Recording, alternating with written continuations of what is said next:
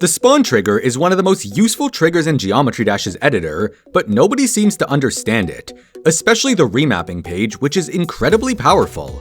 So let's clear things up once and for all. Every object in Geometry Dash, including triggers, can be assigned a group. For this example, I'll write them in the corner. When a spawn trigger activates, it runs every trigger added to that group, regardless of where it's placed.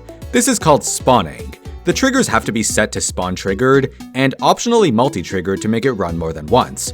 These triggers won't be run normally, and instead wait until they're spawned. This is useful for organization, but more importantly, it allows you to run the same effect multiple times without having to copy the triggers. So if you want to change it in the future, you just need to edit one trigger.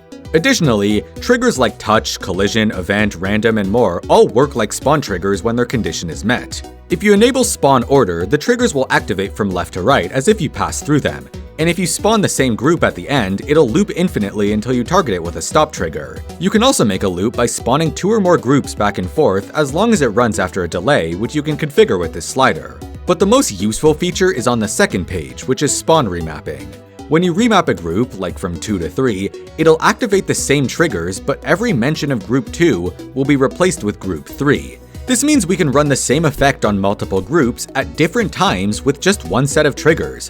Basically, if an effect is set up for one group, you can remap it onto other groups without having to copy the triggers and change their number. And if it runs another spawn trigger, the remap will still be remembered unless you cancel it out with this checkbox. One thing to note is that even if you only want to stop one of the remaps, say after 2 seconds, using a stop trigger will stop all of them since it ignores the remaps. To fix this, you can use control IDs, which can be remapped. I won't get into the details since it's kind of advanced, but you can pause here and read the instructions.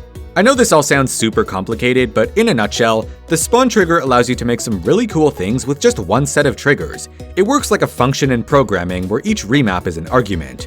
Hope this helped, send this to anyone who might find this useful, and comment what feature I should explain next.